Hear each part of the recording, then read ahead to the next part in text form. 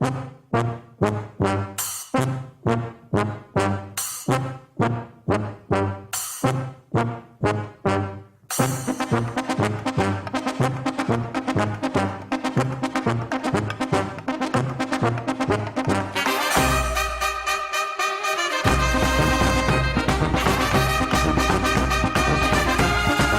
buenas tardes a todos. Ya falta ingresar poquita gente, pero bueno, más que festejable para la Facultad Libre el hecho de generar una convocatoria de este tipo, la visita de Chantal.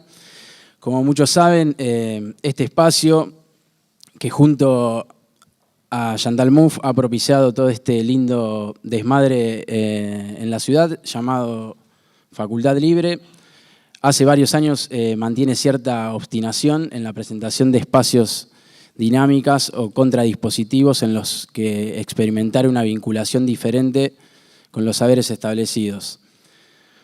En la clase inaugural, allá por el año 2006, y por lo tanto más de 200 seminarios antes de este que estamos, o que aquí nos congrega, uno de nuestros maestros ignorantes nos interpeló de modo tal que muchas de sus palabras funcionaron como una especie de mantra para lo que la Facultad Libre fue pensando después.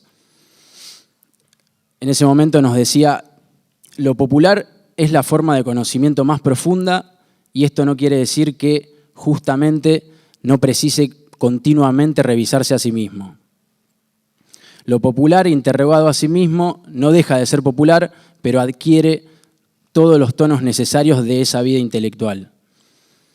Una vida intelectual que no puede ser opuesta a la vida popular, aunque el drama político argentino muchas veces tuvo una referencia explícita a esta oposición que tanto nos costó en términos de procesos educativos y políticos. Ya que no puede haber una vida intelectual que no sea vida popular, pero no puede haber una vida popular complaciente consigo misma que no se proponga un examen profundo de todos sus implícitos. La vida popular tiene muchos implícitos, vive de implícitos, vive de saberes tácitos, vive de saberes no declarados. Muchas veces agradeceremos que los saberes no sean declarados porque el erudito, un tanto fantasioso como presumido, vive de declarar su saber. No es que no necesitemos eruditos, puesto que por lo demás incluso muchas veces lo somos. Se trata de otra cuestión. El conocimiento no es otra cosa que conocer de qué modo usamos lo que creemos que sabemos. Estas palabras fueron dichas por Horacio González y han sido uno de los faros más fuertes para ir pensando una nueva forma de instituir espacios de reflexión, trabajo, investigación, discusión y elaboración de pensamiento colectivo en el problemático cruce entre experiencia y saber, que no es otro que el cruce entre saber y política, con la evidente necesidad de que estas invenciones institucionales tengan la capacidad de interpelar los distintos rincones de la sociedad, buscando salirse de las prácticas endogámicas que solían capturar esos debates. Es en ese camino donde la visita de Chantal Mouffe es para nosotros de una relevancia más que festejable. El pensamiento de Chantal se ha vuelto una referencia ineludible de la teoría y la filosofía política contemporánea. Su nombre y sus textos son evocados permanentemente, tanto para reflexionar sobre proyectos políticos populares que disputen e interpelen el modelo del consensualismo neoliberal, como cuando se busca interpelar los dispositivos teórico-políticos canónicos funcionales a ese modelo. Su obra, estudiada en diferentes universidades del mundo, se ha convertido en una penetrante herramienta a la hora de repensar qué se entiende por política y por democracia en las sociedades contemporáneas. Con la publicación junto a Ernesto Laclau en el año 85 de Hegemonía y Estrategia Socialista, Chantal ha participado de manera protagónica en los debates más interesantes acerca del encuentro entre teoría y política.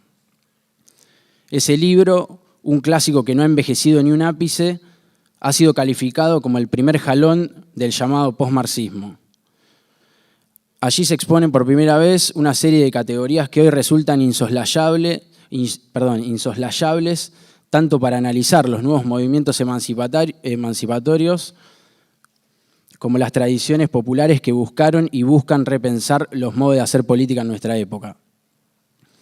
La política vista como una práctica de articulación, la ruptura con el esencialismo de clase, la centralidad de las construcciones discursivas, los modos de pensar la autonomía de los nuevos movimientos sociales frente a las articulaciones hegemónicas, o la sugerente idea de pensar identidades políticas relacionales en clave articulatoria, fueron propuestas teórico-políticas que a partir de ese libro incorporaron un abanico de polémicas tanto en el campo de la filosofía y la teoría política como en las prácticas políticas de los nuevos actores emergentes en el mundo popular. Sin embargo, Chantal Mouffe no se ha dedicado a recoger apaciblemente los frutos de ese trabajo que ya se ha convertido en un clásico. Ha sido una enfática crítica de quienes piensan a la política como la búsqueda del consenso, tal como lo impone el liberalismo. En la paradoja democrática, entre muchas otras cosas, ha descifrado los linajes implícitos de las tradiciones, la tradición democrática y la tradición liberal, que han confluido en modo específico para conformar el consensualismo que ha dominado los últimos 20 o 25 años en Occidente. En contraposición con la idea de la política como consenso, Mouffe viene postulando la necesidad de reconsiderar a la política como una práctica donde el conflicto adquiera una dimensión insoslayable y donde el agonismo, concepto que es central en su construcción teórica, se torna un punto de partida necesario para idear nuevas formas de configuración de lo colectivo. La pregunta sobre qué tipo de nosotros trazar en las democracias contemporáneas para construir alternativas populares al neoliberalismo ha sido su preocupación constante. En su libro En torno a lo político, arremete contra el propósito neoliberal de suprimir lo político y desmaleza conceptualizaciones teóricas, generando un herramental reflexivo más que potente. En Agonística, el último libro suyo aparecido en nuestros países, ha publicado en Europa hace muy poco Construir Pueblo en conjunto con Íñigo Errejón, pero todavía no ha llegado por estas costas.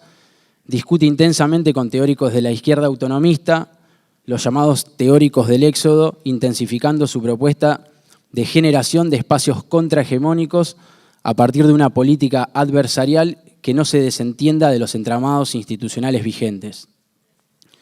Por lo demás, junto a Ernesto y algunos pocos colegas más, Chantal ha venido sosteniendo hace tiempo una idea para muchos un poco incómoda, aquella que propone a las experiencias neopopulistas dadas en los últimos años en América Latina como experiencias que puedan ser un modelo a considerar sin dejar de lado las especificidades de cada caso a la hora de pensar formas de construcción política para retomar la centralidad de lo popular y arremeter contra las democracias de mercado que tan al límite han llevado al viejo continente.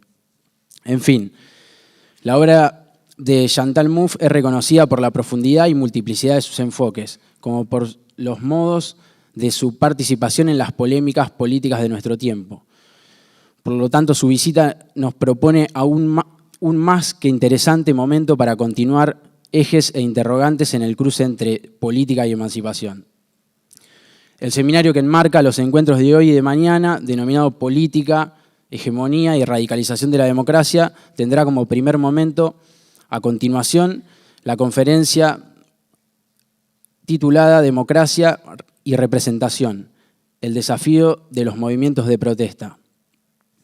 Como saben, mañana por la mañana a las 11 horas tendremos una entrevista pública a cargo de un grupo de compañeros de la Facultad Libre que priorizará un segundo momento de reflexión sobre la política popular con énfasis en algunos puntos de la teoría de nuestra invitada y en la coyuntura latinoamericana. Sin más, nos queda agradecer a aquellos que acompañaron la organización de esta actividad, entre ellos al Sindicato de Empleados de Comercio de Rosario, a la Universidad Nacional, por supuesto, y a la Facultad de Ciencia Política y Relaciones Internacionales en particular, a toda la gente de Plataforma Labardén, al Negro Agudo especialmente, que han acompañado la iniciativa, cada uno desde su lugar, y por sobre todo, por supuesto, a Chantal, que ha hecho un destacable esfuerzo por venir a ver qué pasa en Rosario y a quien nos gustaría poder recibirla con un caluroso aplauso.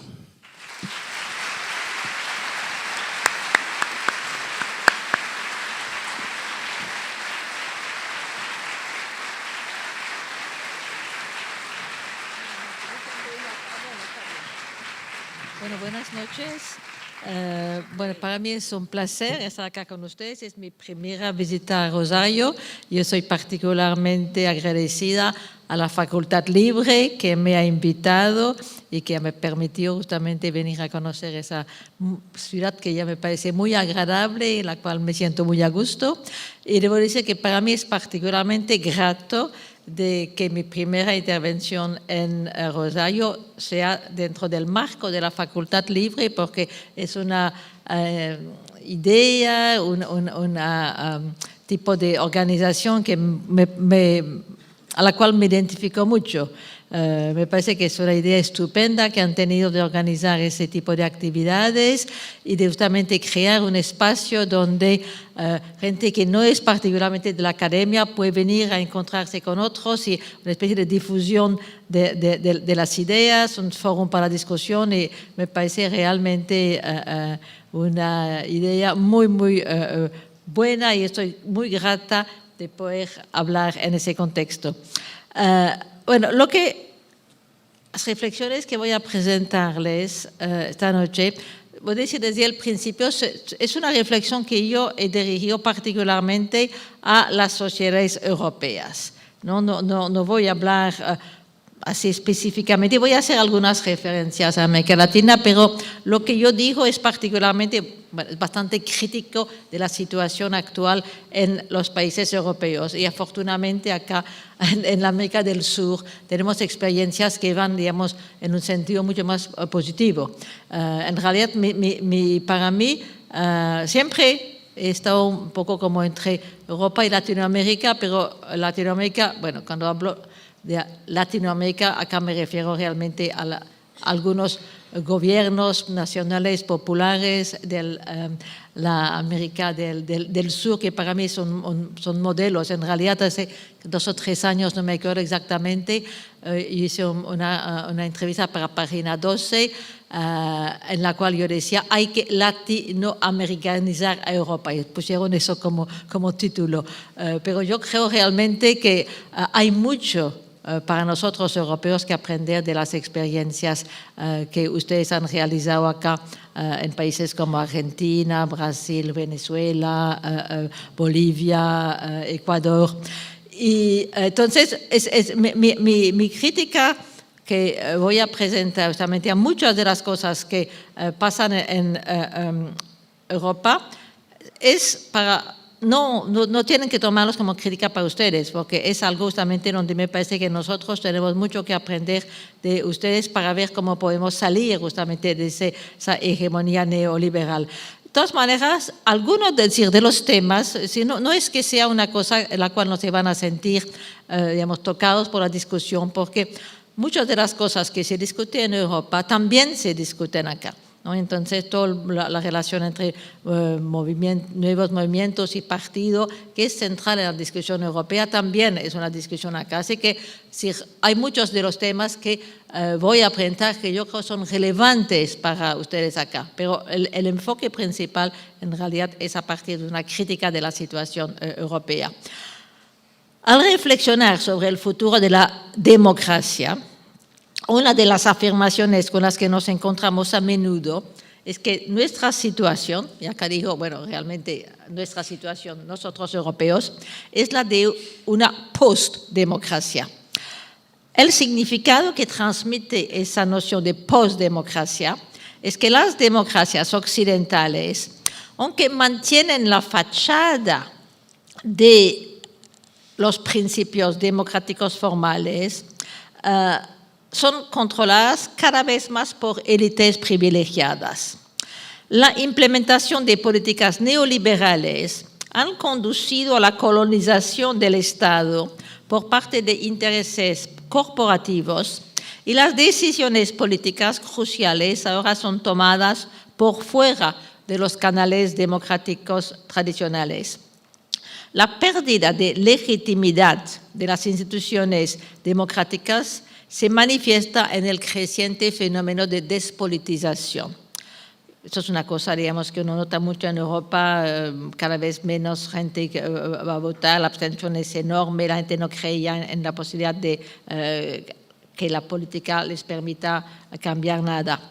Bueno, estoy de acuerdo con muchos aspectos del análisis de los que hablan de postdemocracia, pero considero de que al examinar las razones de ese fenómeno y al concebir el modo en que esa tendencia de postdemocracia puede ser revertida, resulta importante destacar el rol que los partidos de izquierda en Europa han desempeñado en el proceso de desencanto con la política democrática.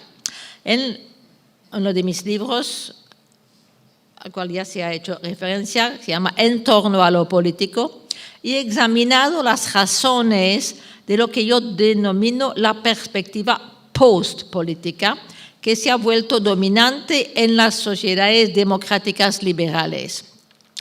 He afirmado allá que esto se vincula al desplazamiento hacia el centro, que durante las últimas décadas ha sido la estrategia de los partidos socialdemócratas en Europa. Una estrategia que bajo el lema de la tercera vía fue elaborada por primera vez por Anthony Giddens para el nuevo laborismo en Gran Bretaña.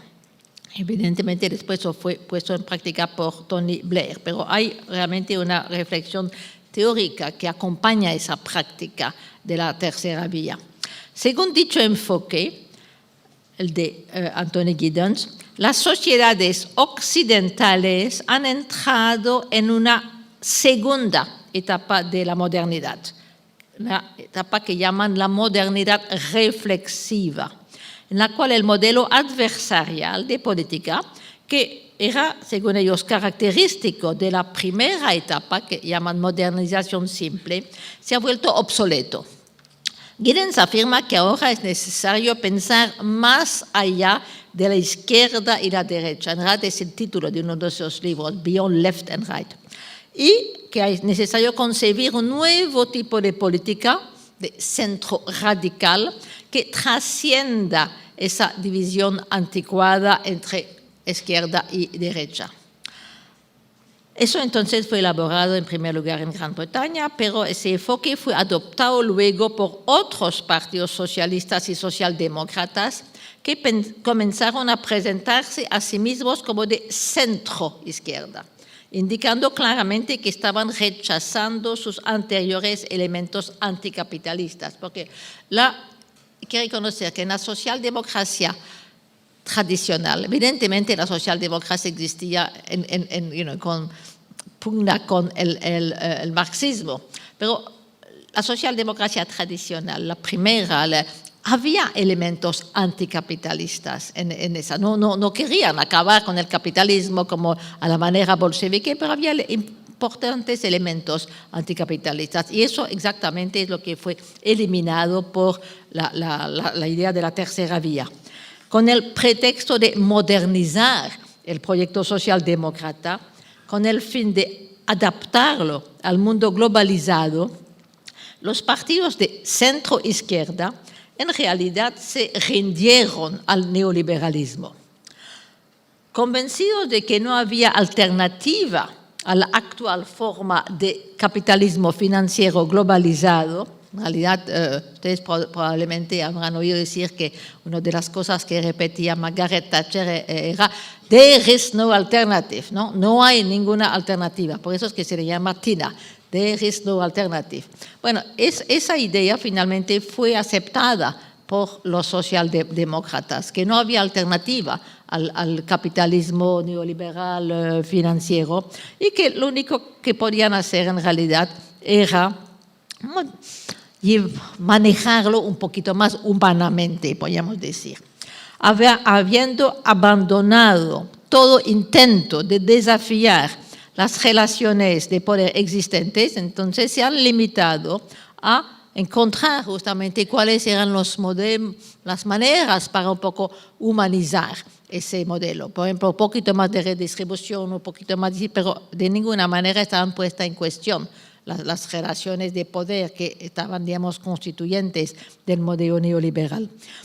Finalmente, lo que pasó con esa transformación es que llegó un punto en el cual resulta, es todavía el caso hoy día, difícil distinguir entre las políticas presentadas por los partidos de centro-derecha, ¿no? Derecha tradicional, y de centro-izquierda, ¿no? Porque finalmente, bueno, se trataba, sí, un poco, como decía, humanizar eso, pero el sistema neoliberal no estaba desafiado.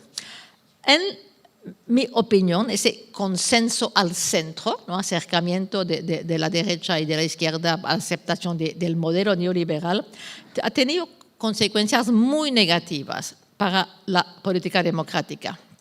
De hecho, es la ausencia de una posibilidad real de elección entre alternativas claramente distinguibles, lo que explica, a mi modo de ver, la actual falta de interés en la política, porque eso es lo que ha producido justamente una caída drástica en la participación electoral, porque los electores dicen, bueno, ¿de qué vale la pena molestarnos en ir a votar si finalmente no va a ser lo mismo, porque proponen modalidad de la misma cosa? Entonces, eso justamente está, en mi punto de ver, al origen de la desafección con la política. Otra consecuencia, eso sí es mucho más grave, diría yo, de la convergencia entre partidos de centro-derecha y de centro-izquierda, es que en varios países europeos dicha situación ha favorecido el surgimiento de partidos populistas de derecha, cuyo éxito se debe al hecho que son los únicos que aparecen como presentando una alternativa al orden existente. No, evidentemente es una alternativa que no es una alternativa aceptable ni que podría funcionar, pero en la medida en la cual son los únicos que dicen sí, hay una alternativa. Nosotros vamos a dar al pueblo de nuevo la posibilidad de decidir.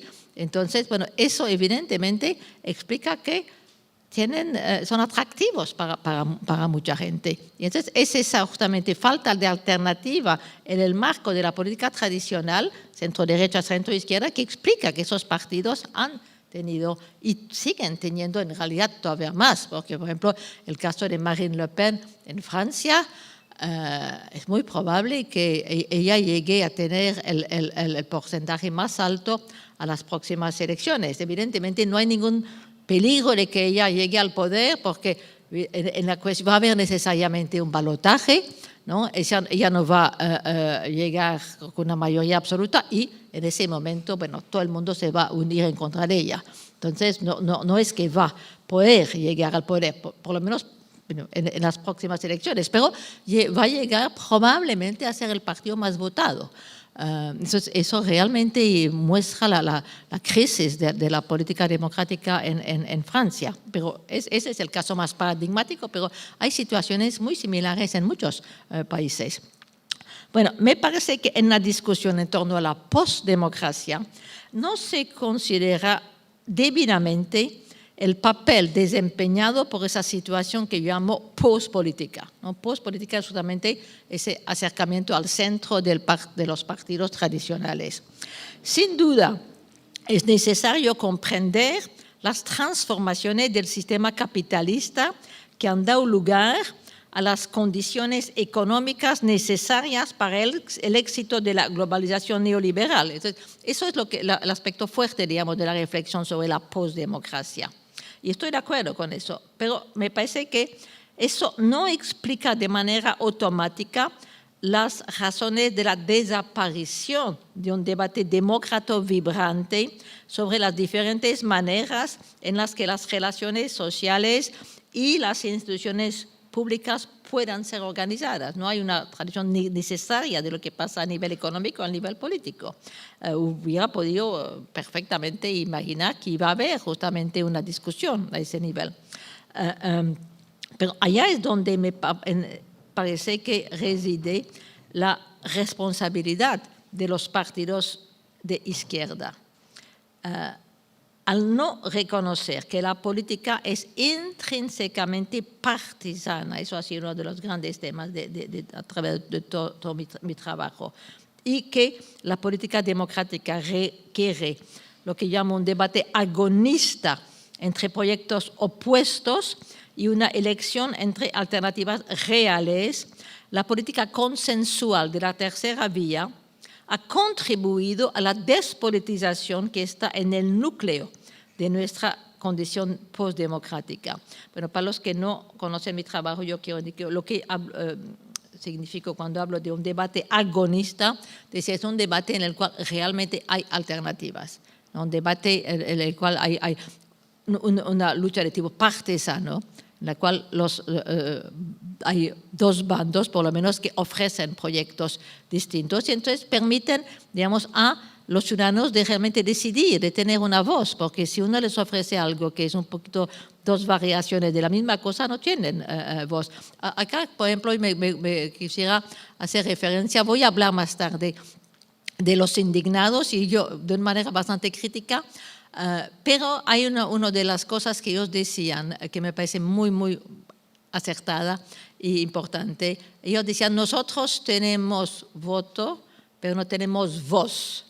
Y es cierto, en la medida en la cual uno tiene un voto para votar entre... yo con mis estudiantes muchas veces les decía un poco en términos de chiste, pero desgraciadamente era un chiste que tenía algo de muy verdadero. La diferencia entre el centro derecha y la centro izquierda es como entre Coca-Cola y Pepsi-Cola. Entonces es evidente que si uno tiene como escogencia votar entre Coca-Cola y Pepsi-Cola, uno no tiene una voz, ¿no? Sí, tiene un voto, pero no tiene posibilidad de realmente expresar deseo de una real alternativa. Y evidentemente eso me parece que está al centro de la condición postdemocrática.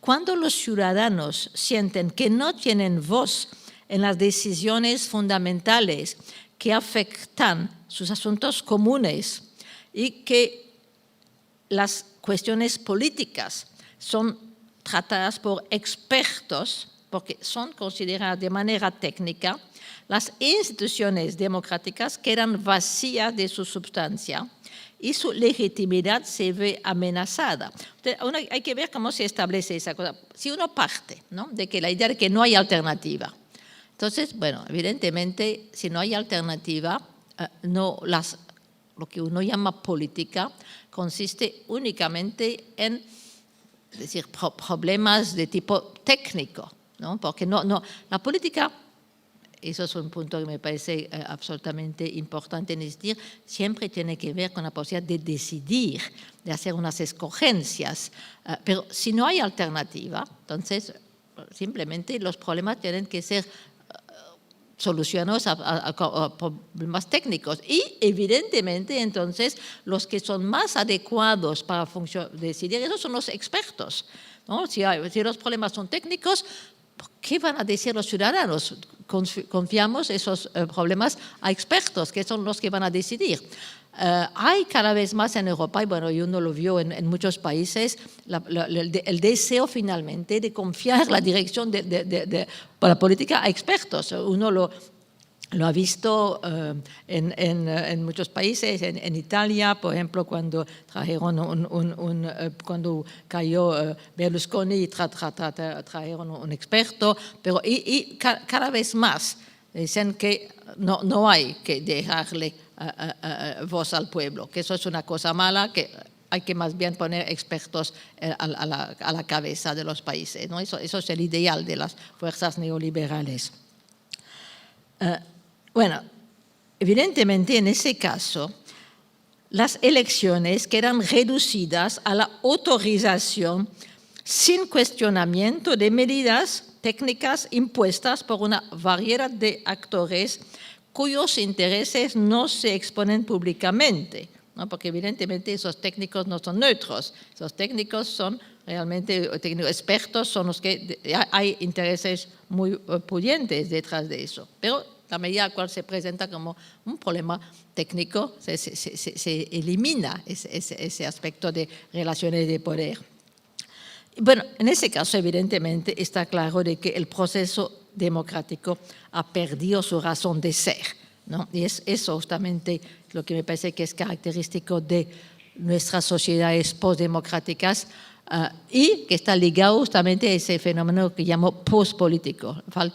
Y eso es algo que está ligado principalmente, evidentemente, a los partidos de izquierda, porque son los partidos de izquierda que tendrían que ofrecer alternativas, ¿no? Por eso yo creo que ellos tienen una responsabilidad muy grave en la situación actual. Sin duda, nuestras sociedades aún afirman ser democráticas, pero ¿cuál es el significado de democracia en nuestros tiempos postpolíticos? En un libro al cual también se ha hecho referencia, que se llama La paradoja democrática, al analizar la naturaleza de la democracia liberal, acá quiero especificar que cuando hablo de democracia liberal, yo hablo a un nivel de un régimen político, no hablo de la democracia capitalista, porque el término liberal, evidentemente, tiene dos sentidos distintos. Hay un sentido que es más liberal en el sentido filosófico y otro, o también político, un régimen político, y también liberal en el sentido económico. Desgraciadamente nosotros, ni en castellano ni en francés, se puede hacer claramente la diferencia. En italiano sí, por ejemplo, en italiano cuando se refiere a la cosa capitales se llama el liberismo. Entonces ellos tienen liberalismo para referirse al aspecto, digamos, más político y liberismo para hablar justamente del aspecto económico. Pero cuando uno dice democracia liberal, algunos van a entrar, bueno, democracia capitalista, pero quiero especificar que yo no lo utilizo acá en ese sentido. Utilizo el sentido de que, por eso es que a veces más bien prefiero hablar de la democracia pluralista, porque una de las tesis de mi trabajo también es que el elemento crucial y importante del liberalismo que aporta a la democracia es el pluralismo. Bueno, pues entonces, como lo decía, en la paradoja democrática, al analizar la naturaleza de la democracia liberal, destaqué la tensión existente entre esos dos principios que yo llamo ético-políticos, es decir, libertad y igualdad, porque los principios ético-políticos de la democracia occidental, moderna, o decir, bueno, como hay muchas maneras de referirse, es los principios que anuncia, no es que los ponga en práctica, eso es otra cosa, es libertad e igualdad para todos. Bueno, la democracia liberal, para mí, es decir, pluralista, tiene que ser entendida entonces como la articulación entre dos tradiciones diferentes. Por una parte, la tradición liberal del gobierno de la ley, de los derechos individuales, es decir, acá cuando uno habla de liberalismo, es el liberalismo, por ejemplo, que Stuart Mill en su libro On Liberty, ¿no? A ese tipo de liberalismo que me refiero. Entonces, está esa tradición y la tradición democrática de la soberanía popular. En realidad, como lo ha señalado un teórico político canadiense, C.B. Macpherson, esa articulación entre liberalismo y democracia es una cosa que ha tenido lugar en el siglo XIX.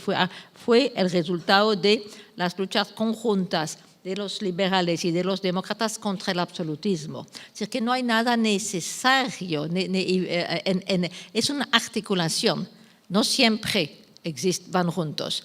Además, por ejemplo, uno sabe que en América Latina hubo muchos gobiernos liberales que no eran en absoluto demócratas, ¿no? Así que es evidente que eso hay una gran discusión en teoría política sobre eso. Por ejemplo, Habermas declara de que hay una cooriginalidad entre libertad e igualdad. Yo creo que no es cierto. Simplemente es una articulación histórica contingente que ha tenido lugar, eso lo muestra muy bien Macpherson en un pequeño libro que se llama The Life and Times of Liberal Democracy, la vida y el tiempo de la democracia liberal, donde muestra justamente cómo se ha establecido esa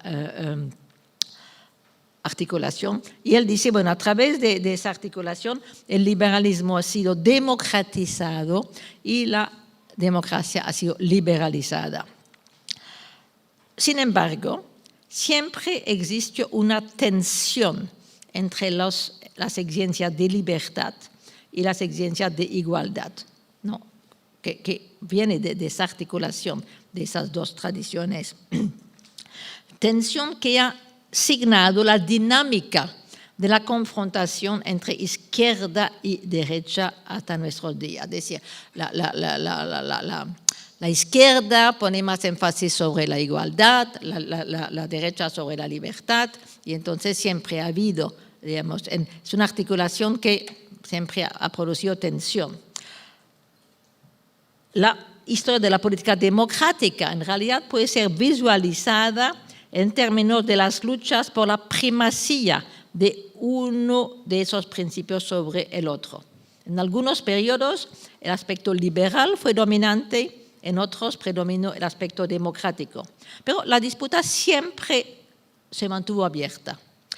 Bueno, lo que ha ocurrido bajo la actual hegemonía del neoliberalismo es que el componente liberal, y liberal entendido también de una manera muy específica, ¿no? Que del sentido del neoliberalismo, se ha vuelto tan dominante que el componente democrático prácticamente ha desaparecido. No hay más esa tensión, es decir, hay una dominación, bueno, prácticamente total de la tradición liberal. Eso explica que la democracia ahora es concebida simplemente en términos de gobierno de la ley, defensa de los derechos humanos, y elecciones, mientras que el elemento de soberanía popular ha sido abandonado, se presenta como obsoleta. Cuando uno hace referencia a la soberanía popular, le dicen, no, pero eso ya es más antiguo, eso ya en las condiciones actuales no tiene sentido hablar de soberanía popular.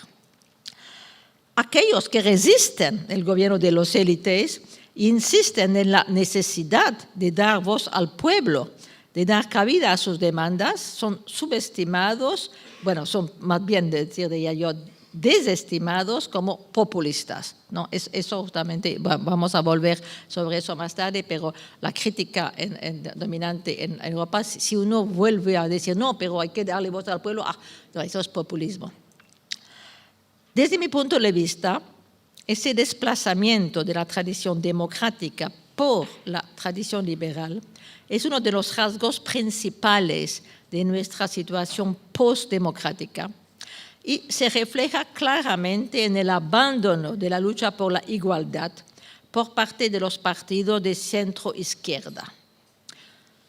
Sus consignas principales tienen que ver con la elección, la justicia, la equidad, pero por eso también justicia, pero entendido de manera resignificado como equidad, no como igualdad.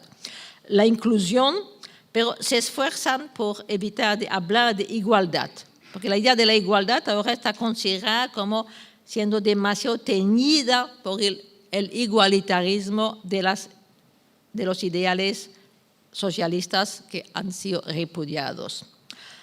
Evidentemente, la consecuencia es que privado del vocabulario que constituye el eje de su visión de la sociedad, no resulta sorprendente que la izquierda sea incapaz de concebir una alternativa a la globalización neoliberal.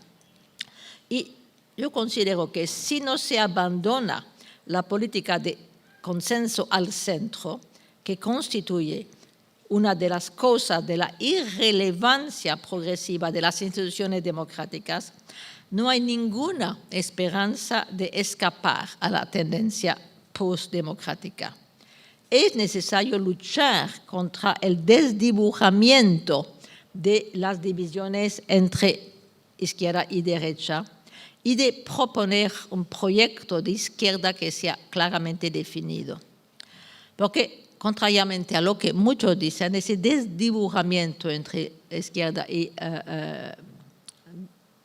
derecha, eso es lo que, por ejemplo, los teóricos de la tercera vía dicen, no, pero eso es un progreso, eso muestra de que ya no hay antagonismos, de que podemos estar de acuerdo. Tony Blair decía, bueno, nosotros ahora somos todos clase media, entonces no debemos poder entendernos, y consideran, digamos, de que ese desdibujamiento es la prueba de que la democracia se ha vuelto más madura, ¿no? Que es una cosa entonces realmente muy positiva.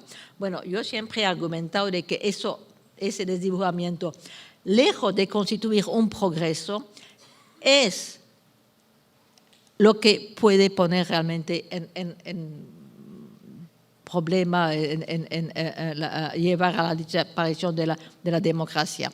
Y definitivamente que está el origen de esa situación que llamamos postdemocrática.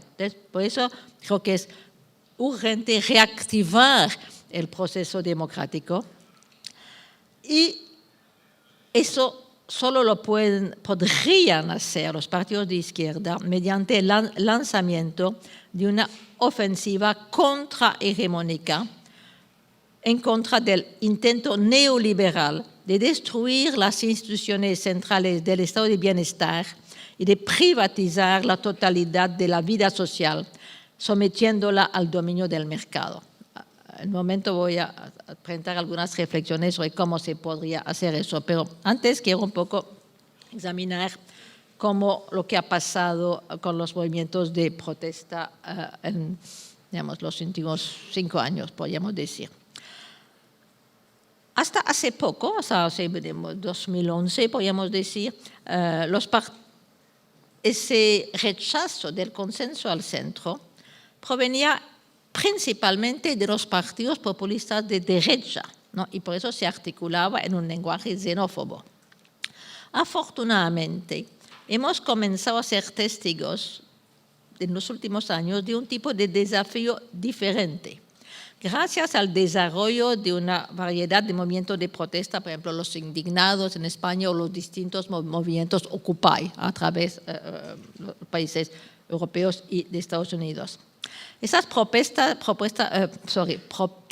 recientes reflejan el surgimiento de otras formas mucho más encomiables de reaccionar contra el déficit democrático que caracteriza a nuestras sociedades postdemocráticas. En ambos casos está claro que lo que está en juego es un profundo descontento con el orden actual. Y está claro, me parece, que si tanta gente, y no solo entre los jóvenes, no hay que insistir sobre eso, porque esos movimientos se encuentran en toda la población, si han salido a la calle y que manifiestan es porque han perdido la fe en los partidos tradicionales y sienten que sus voces no pueden ser oídas a través de los canales políticos tradicionales. Bueno, eso entonces digo, bueno, sí, esos movimientos de protesta que se han manifestado en esos años, hay definitivamente una cosa positiva. Y hay un debate importante a través de los teóricos de izquierda sobre cómo interpretar esos movimientos, qué es lo que indican y cómo podemos darle una respuesta. En realidad hay visiones, digamos, que uno podríamos no solamente diferentes, pero divergentes respecto de la interpretación de esos recientes movimientos de protesta. Bueno, hay un acuerdo general que es que revelan un malestar político profundo respecto de las instituciones democráticas y que ponen de relieve la crisis que estamos atravesando. Pero en lo que viene respecto de las causas de esa crisis y de las soluciones que hay que hacer para presentar, para enfrentar esa crisis, entonces ahí es donde encontramos opiniones divergentes. Por una parte están teóricos influenciados por el enfoque del éxodo desarrollado por Michael Hart y Antonio Negri. Esos teóricos perciben en las movilizaciones recientes una manifestación del poder de la multitud, que es el concepto sobre el cual hacen mucho énfasis y dicen, bueno, ya hoy dado las transformaciones del capitalismo no puede hablar uno del proletariado, sino de la multitud. Bueno, no entro en detalle sobre eso, no hay tiempo acá, pero la multitud, entonces, que va a construir nuevas formas de relaciones sociales por fuera de las instituciones tradicionales, ¿no? Eso es lo importante, es por fuera, ¿no? Sin comprometerse, sin, digamos, envolverse con esas instituciones. Celebran esos movimientos de la multitud como la realización de lo común y presentan sus campamentos como una prefiguración de lo que llaman la democracia absoluta. Sostienen que, por ejemplo, lo que los indignados españoles propugnan con su llamada a la democracia realia, no es tanto una democracia directa en la cual todos los ciudadanos podrían participar, sino una interpretación radicalmente diferente de la democracia. Una democracia más allá de la representación. Una democracia in actu, que algunos llaman democracia presentista. Y acá insisten que no es democracia directa porque según ellos, una democracia directa es todavía demasiado representativa, ¿no? Por eso es que dicen no tenemos que abandonar hasta la idea de democracia directa. Hay que pensar en democracia presentista. En la opinión de esos teóricos, la democracia presentista es precisamente lo opuesto a la democracia representativa. Se trata de prácticas políticas colectivas sin ninguna pretensión de gobierno. Están en contra de cualquier forma de representación y expresan un rechazo total a la democracia liberal. Eso, por ejemplo, es el tipo de interpretación que plantea una teórica alemana muy influenciada por esos movimientos que se llama Isabel Lori y que sostiene que los indignados españoles lo que propugnan con su llamado la democracia realia no es tanto la democracia directa en la cual todos los ciudadanos podrían participar, sino justamente una democracia, como decía antes, in actu, ¿no? Y una democracia, ella fue la que propuso el término presentista.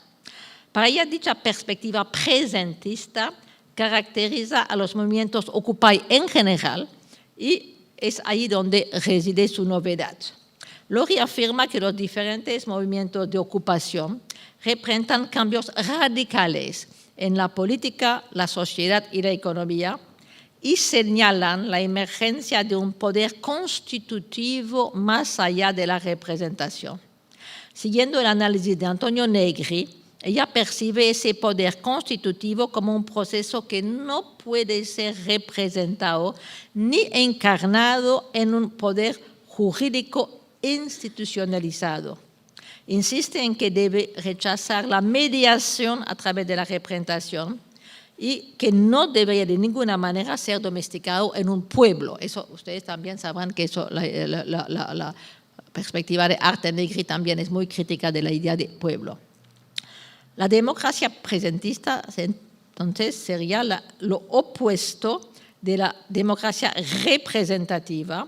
Se trata de prácticas políticas colectivas sin ninguna pretensión de gobierno. Bueno, eso es una interpretación que a través de la discusión teórica tiene una cierta vigencia en Europa. Yo creo que allá donde me parece que también hay acá en América del Sur discusiones parecidas, ¿no? Porque yo sé que hay en Argentina, por ejemplo, grupos que se reclaman de esa perspectiva.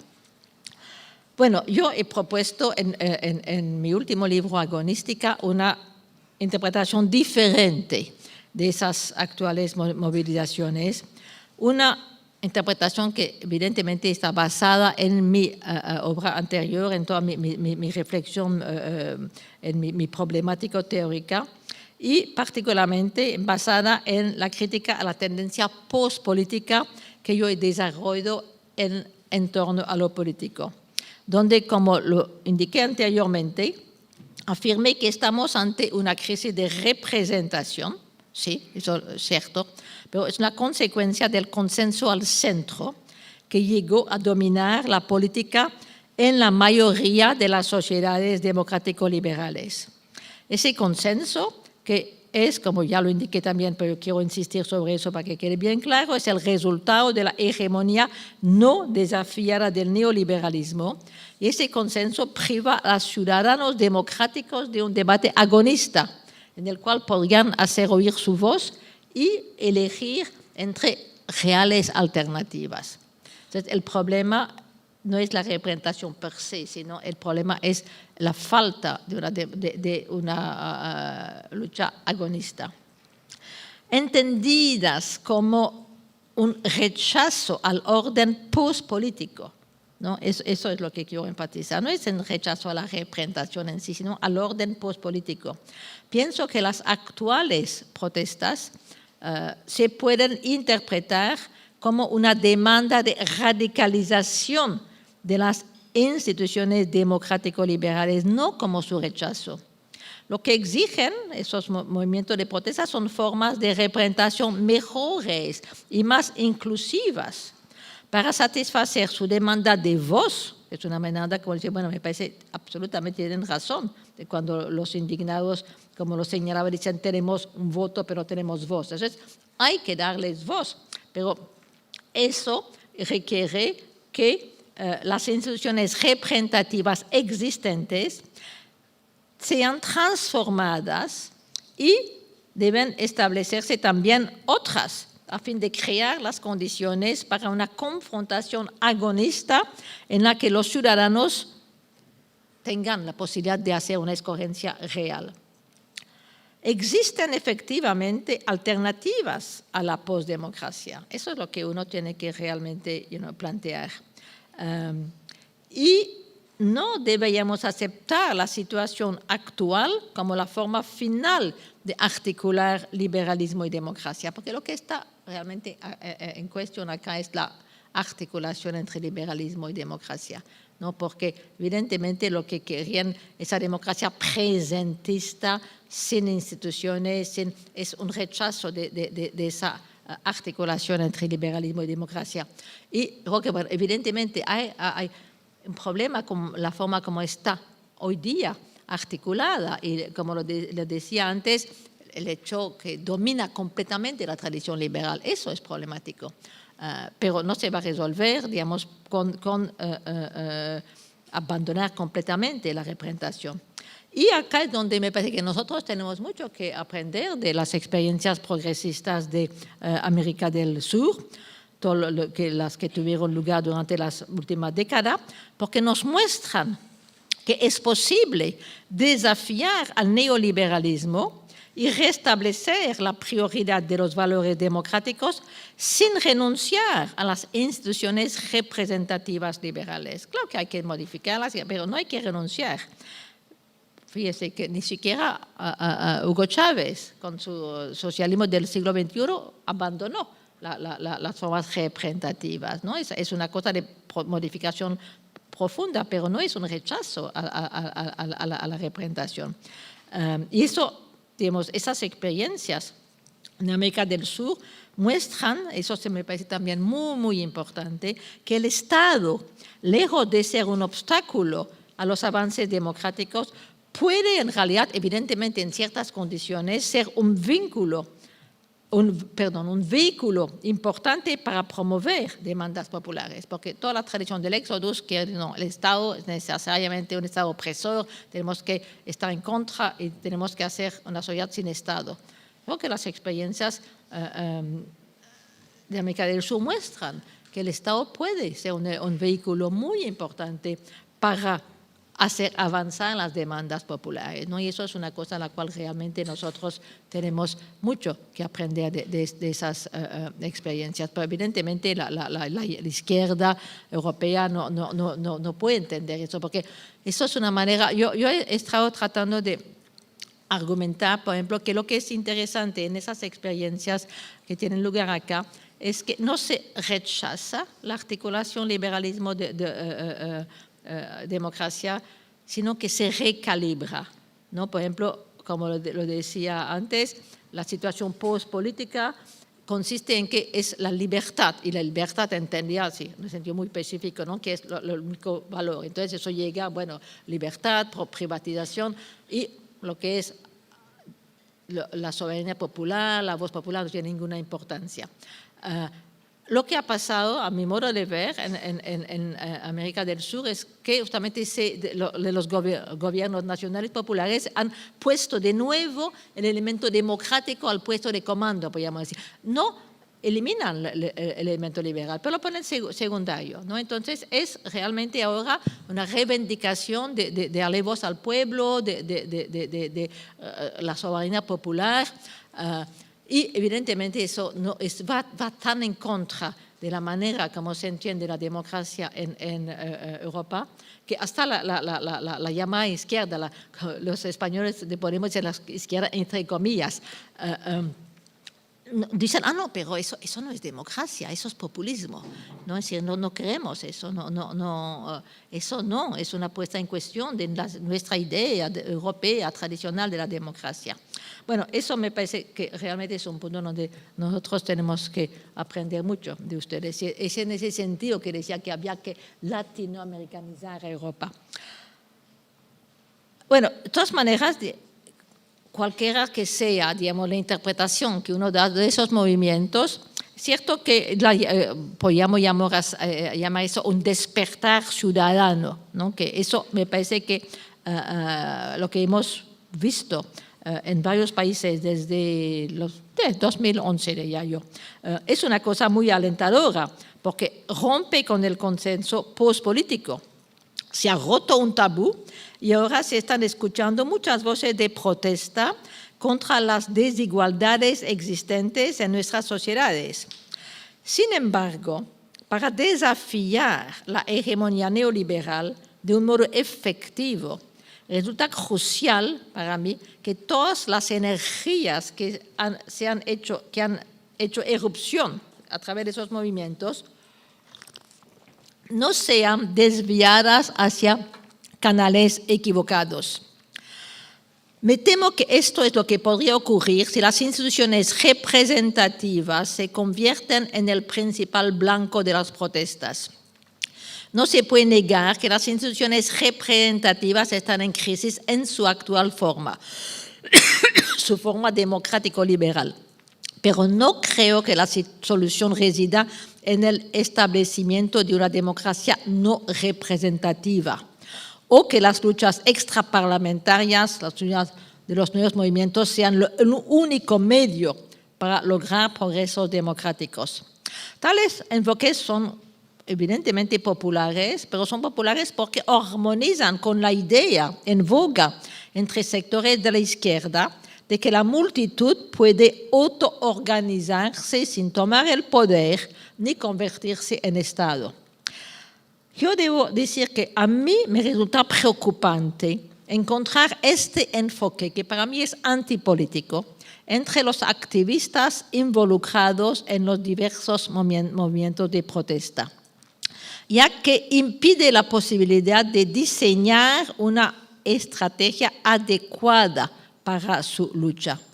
Cuando la representación es percibida como el problema, el objetivo no va a ser la participación en las instituciones existentes con el fin de transformarlas, de volverlas más representativas, más responsables.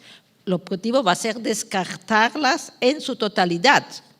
Y entonces la finalidad de los movimientos de protesta va a ser establecer un éxodo, ¿no? De las determinadas formas de democracia, por considerarse que intentar transformar las instituciones existentes es inútil, debiéndose renunciar, por lo tanto, a la democracia representativa.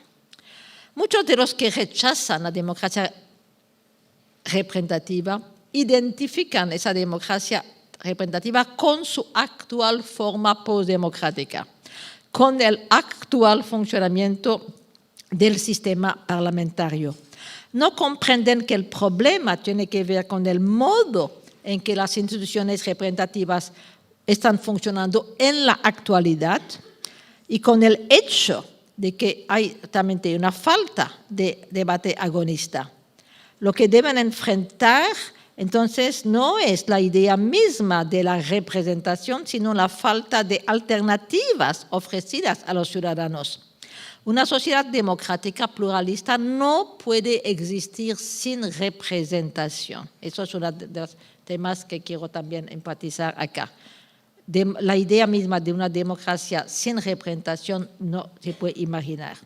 Para empezar, si aceptamos el enfoque antiesencialista, eso es el enfoque que hemos desarrollado en el libro que escribimos juntos con Ernesto Laclau, Hegemonía y Estrategia Socialista. Y una de las tesis, la que, digamos, es pertinente para mi propósito acá, es que las identidades nunca están dadas, ¿no?, de manera esencial, siempre son construidas justamente a través de la práctica política, que la política consiste en gran parte a construir, a transformar identidades, que uno no tiene así identidades que estén dadas y que entonces trata de representar, ¿no? Eso es una idea completamente falsa de la representación. Si uno parte de una perspectiva antiesencialista, entonces está claro que las identidades nunca son algo dado, que siempre son producidas a través de la identificación. Y ese proceso de identificación es un proceso de representación. Las identidades son construidas a través de la representación. Es a través de la representación que los sujetos políticos colectivos son creados. No existen de antemano. Toda afirmación de una identidad política es, por lo tanto, interna, no externa al proceso de representación. Eso es un punto importante. Decir, bueno, una democracia sin representación, entonces una democracia sin sujetos colectivos, bueno, eso no puede imaginarse. Pero en segundo lugar, otro argumento en favor de ver la importancia de la representación es que en una sociedad democrática, en la cual el pluralismo no es concebido como una especie de cosa armoniosa antipolítica, y en la cual se toma en cuenta la posibilidad siempre presente del antagonismo. Eso también es un tema central en Hegemonía y Estrategia Socialista y en toda mi obra, que la política tiene que ver con esa dimensión de antagonismo. Antagonismo, quiero especificar acá, es un cierto tipo de conflicto, un conflicto que no puede tener una solución racional.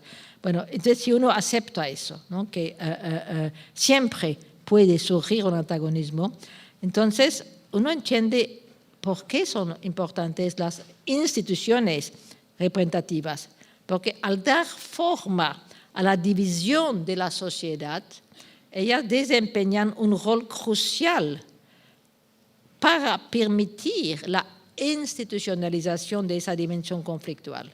Y que entonces eso permite justamente crear un cierto orden a pesar de que hay un conflicto fundamental. Recuérdate lo que dije, la política es necesariamente de tipo partisano, entonces siempre habrá un conflicto, pero uno necesita instituciones que permitan institucionalizar ese conflicto de manera que no se lleve a la guerra civil, ¿no? Entonces allá es también un elemento importante de las instituciones representativas.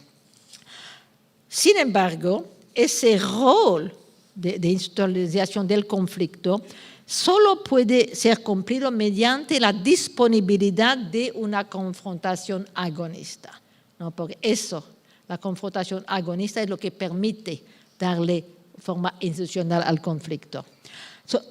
Entonces, el problema central de nuestro actual modelo postpolítico reside en la ausencia de una confrontación agonista.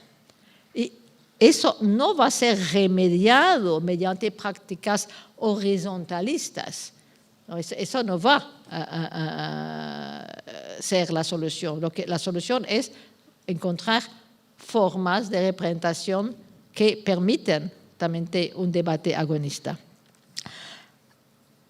Ese rechazo, digamos, la crítica que yo hago a esos movimientos de defensa del éxodo y de los énfasis exclusivos sobre las formas horizontalistas, no significa, y quiero dejar eso bien claro acá, que los tipos de activismos a los cuales se refieren esa expresión de política horizontal no tengan un rol importante que desempeñar en una democracia agonista. Estoy convencida de que las diversas luchas extraparlamentarias, si uno lo quiere llamar así, o de los movimientos sociales, las múltiples formas de activismo que uno encuentra allá, son valiosas. no solo para crear conciencia y poner de relieve temas desatendidos, sino también porque ofrecen un ámbito para el desarrollo de relaciones sociales diferentes. Entonces, eso realmente no, yo reconozco la importancia de esas prácticas. Lo que sostengo es que estas prácticas, además de implicar siempre una dimensión de representación, no pueden constituir un sustituto de las instituciones representativas. Lo que se requiere es establecer una sinergia entre dichas prácticas y otras formas de luchas más institucionales. Si los movimientos de protesta se niegan a establecer alianzas con los canales tradicionales, a los que consideran como intrínsecamente inmunes a la transformación democrática, su potencial radical se pierde. Asombrosamente, debo decir, algunos activistas de esos que defienden la estrategia del éxodo, todavía celebran las experiencias horizontalistas de Argentina en el año 2001, presentándolas como el modelo a seguir, sin reconocer lo que a mi modo de ver son las limitaciones de tal estrategia. No parecen darse cuenta de que los progresos democráticos que han tenido lugar acá en Argentina, como en otros países de la América del Sur en los últimos 10 años, han sido posibles gracias a una articulación de luchas extraparlamentarias y parlamentarias. Y yo creo que es hora de dejar de idealizar el espontaneísmo y el horizontalismo. La demanda de democracia que se está haciendo oír hoy en diversos lugares solo podrá tener efectos duraderos si los activistas que participan en esos movimientos, en lugar de implementar una estrategia de deserción, aceptan volverse parte de una voluntad colectiva progresista involucrada en lo que Gramsci llamaba una guerra de posición para radicalizar las instituciones democráticas y establecer una nueva hegemonía. Lo que se necesita no es una estrategia de éxodo de las instituciones existentes, sino una estrategia de involucramiento con esas instituciones con el fin de transformarlas profundamente. Es una estrategia de radicalización de la democracia, que era lo que proponíamos como estrategia en hegemonía y estrategia socialista. Y eso requiere el surgimiento de un nuevo tipo de izquierda, una izquierda capaz de ofrecer una alternativa al consenso social liberal que hoy domina en los partidos de centro-izquierda. Bueno, ahora voy a entrar en mi último punto, que es un poco más, bueno, cómo vislumbrar esa transformación. Bueno, mi argumento central hasta acá ha sido de que a fin de abordar la crisis de la democracia representativa y promover un debate agonista, lo que se necesita es la formulación de un proyecto de izquierda que ofrezca una alternativa a nuestra actual situación post-democrática. Bueno, quisiera ahora explicar por qué yo considero que ese proyecto debería asumir la forma de un movimiento populista de izquierda. Y acá hablo de Europa, ¿no? Me parece, eso es otra también manera de decir que realmente es importante seguir el ejemplo de América del Sur y latinoamericanizar a Europa. Como lo he sugerido, la crisis de la democracia representativa no es una crisis de la democracia representativa per se, sino una crisis de su actual encarnación postdemocrática. Y repito de nuevo, porque me parece un punto central, se debe a la falta de un debate agonista. Eso es la consecuencia del consenso al centro que se ha establecido entre centro-derecha y centro-izquierda. Para promover este debate agonista, es entonces necesario reavivar la confrontación izquierda-derecha. Pero eso no puede consistir simplemente en el desarrollo de un verdadero partido de izquierda que sea comprometido con un proyecto contrahegemónico. bueno, en realidad hay también mucha discusión ahora, es que todavía son pertinentes esos términos, aún si uno hay que establecer nueva frontera, pero se puede hablar todavía, digamos, de izquierda, o es que la izquierda ha sido tan descafeinada, te podría decir, con la transformación de la socialdemocracia en el socialliberalismo, ¿no? Entonces, acá hay algunos, por ejemplo, en Podemos piensan, ¿no?, que uno tiene que abandonar. Bueno, yo creo que es una discusión que tuve con Íñigo Errejón en el libro al cual se hizo referencia, a Construir Pueblo. Yo creo que uno no puede, si bien hay que rechazar la identificación de la izquierda con lo que es la izquierda realmente existente, uno no puede abandonar completamente una referencia a la izquierda. Porque la referencia a la izquierda es la referencia a la igualdad, a la justicia social y cualquiera que sea el término que uno emplea. A mí yo no soy fetichista del término izquierda. Si uno me propone uno mejor, bueno, estoy de acuerdo, pero realmente es la referencia a los valores. Creo que hay que distinguir entre lo que son los valores de la izquierda y lo que son los partidos de izquierda. Bueno, entonces, y tampoco me parece que la solución tiene que buscarse del lado de la llamada ultraizquierda, ¿no?, que es la izquierda que se critica al consenso al centro y al centro izquierda, pero ya no, hay que realmente vamos a tener un partido, pero que regresa a los fundamentales de la revolución socialista. Bueno, tampoco eso es la solución. Entonces, hay que encontrar otra manera de resignificar la izquierda.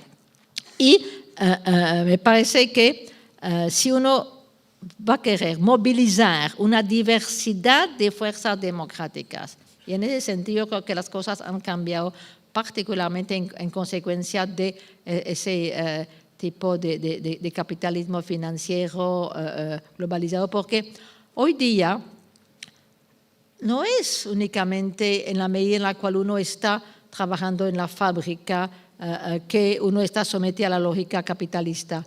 No, eso en la época fordista, bueno, era sobre todo el nivel del trabajo que uno estaba sometido a esa lógica.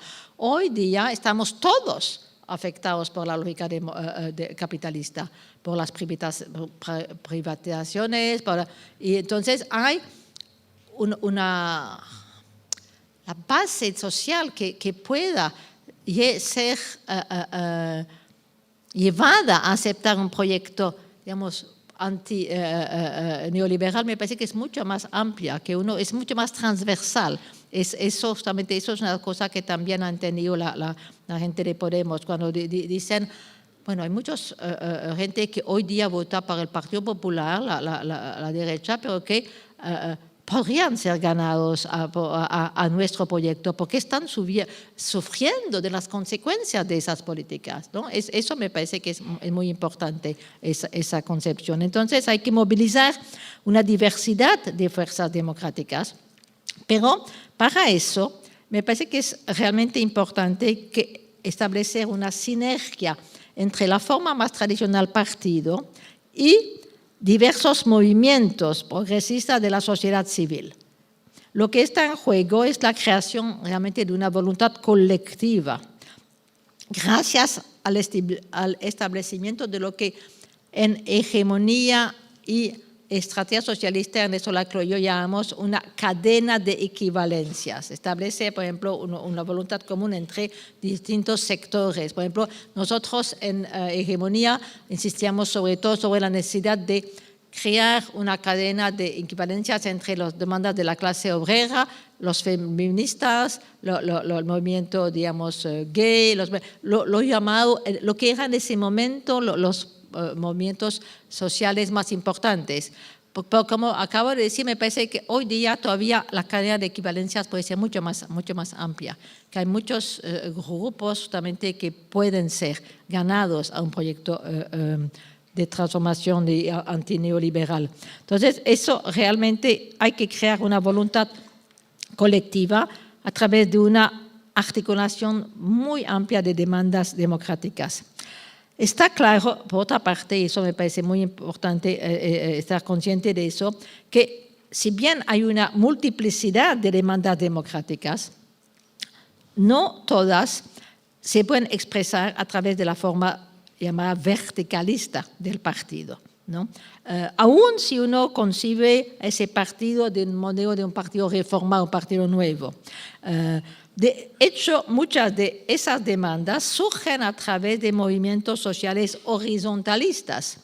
Y no es posible, y diría yo, ni deseable, tratar de obligarlos a adoptar todos una modalidad verticalista. Lo que se requiere entonces es una nueva forma de organización política que pueda articular ambas modalidades, vertical y horizontal. Esto es la manera en la cual yo entiendo la naturaleza de un populismo de izquierda, partido movimiento. Eso es un primer elemento.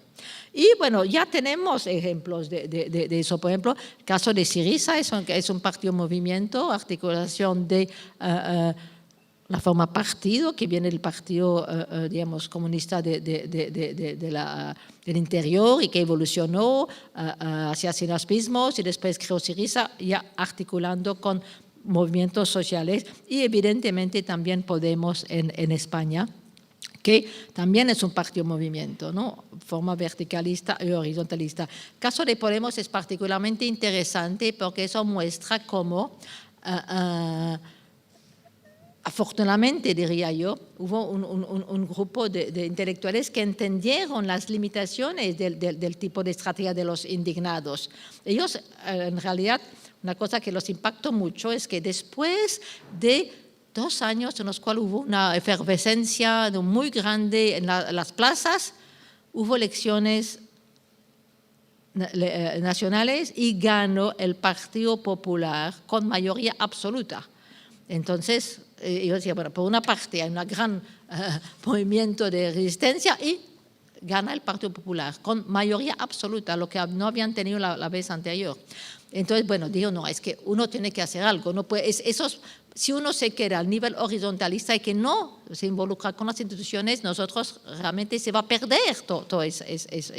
Y entonces fue cuando lanzaron Podemos, y bueno, les fue muy bien en las elecciones europeas, y bueno, y ahora vamos a ver, espero que también les vaya bien en las elecciones de diciembre. Pero allá realmente es claro de ver cómo a partir de las limitaciones de un movimiento puramente horizontal y la necesidad de articular eso con la parte, digamos, de lucha electoral, de tratar justamente de transformar, de llegar al Estado para transformarlo. Entonces, eso son 2 ejemplos de la manera como yo vislumbro el populismo de izquierda. Bueno, también vamos a ver lo que pasa con Jeremy Corbyn en Gran Bretaña. Bueno, eso es muy reciente y uno nunca sabe lo que puede pasar, pero si logra Corbyn realmente resignificar el laborismo en la dirección de un populismo de izquierda, eso va a ser algo que va a tener unas consecuencias enormes para toda la izquierda europea. Y tiene las condiciones, de alguna manera, porque Corbyn es una persona que está dentro del Partido Laborista, acaba de ser nombrado a la cabeza, pero tiene un lazo muy fuerte con los movimientos sociales. Es decir, que ya realmente, si él logra llevar a cabo su proyecto, será un partido movimiento. Pero evidentemente, como sabemos, va a tener una enorme oposición al interior mismo de su partido, porque la mayor parte de los diputados actualmente son seguidores de la tercera vía. Entonces, va a ser muy difícil, pero eso, y en ese sentido sería realmente muy interesante porque mostraría como un partido socialdemócrata logra reinventarse, revigorarse. Eso realmente sería estupendo. Bueno, evidentemente partidos como Syriza, como Podemos son criticados por ser populistas, ¿no? Bueno, pero yo considero que eso no es una cosa que tiene que ser considerada como negativa, sino más bien como positivo, porque el populismo para mí representa una dimensión importante de la democracia. En efecto, la democracia entendía como el poder del pueblo requiere la existencia de un demos, de un pueblo. Y en lugar de rechazar el término populista, deberíamos reclamarlo.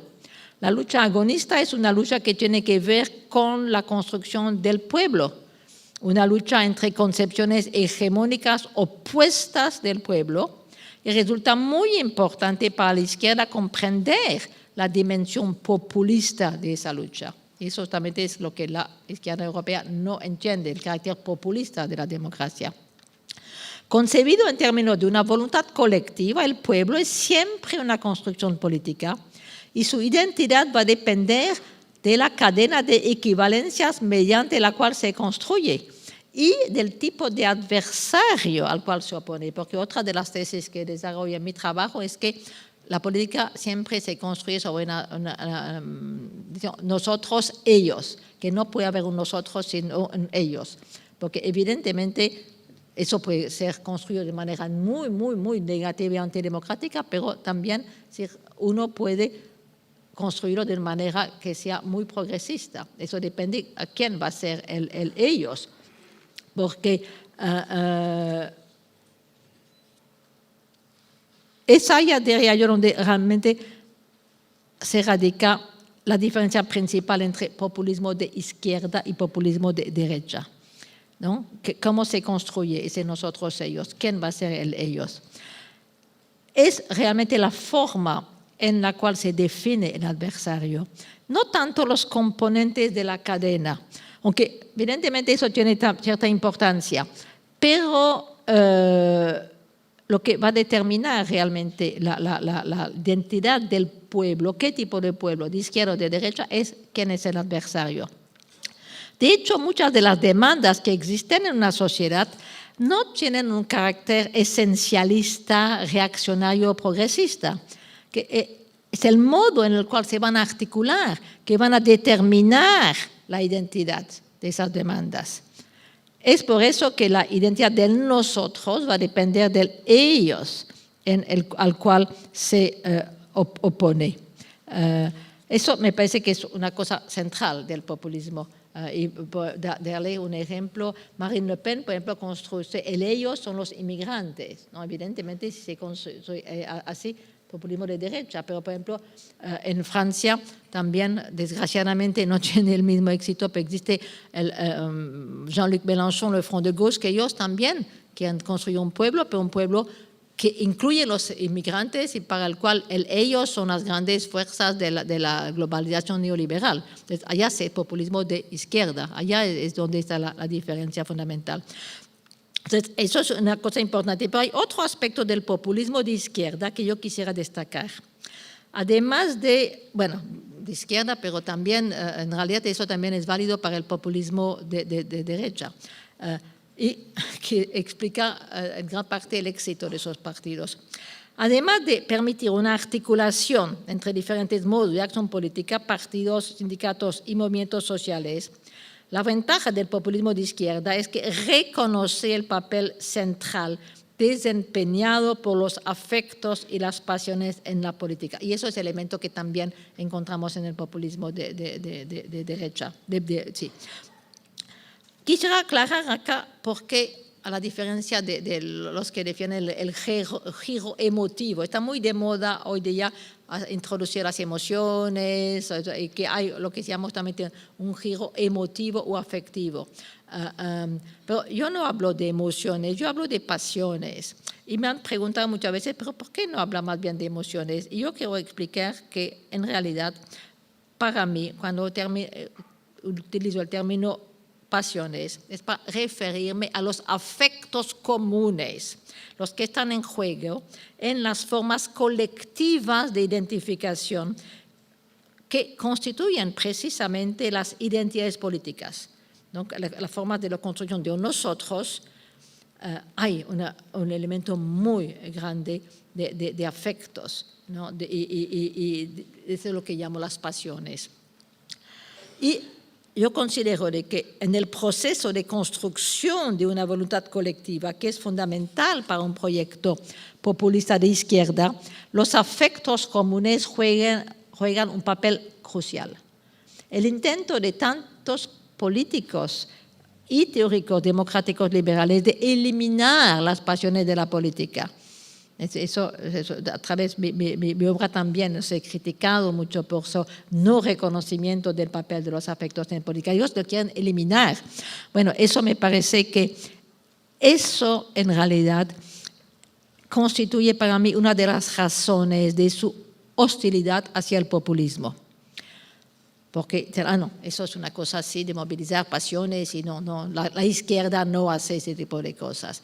Bueno, es un grave error, porque el hecho de que ese terreno haya sido abandonado a manos del populismo de derecha es lo que ha permitido que esos partidos hayan logrado tantos éxitos en los últimos años. Pero espero que gracias al avance de los movimientos populistas de izquierda, eso se pueda revertir, ese movimiento.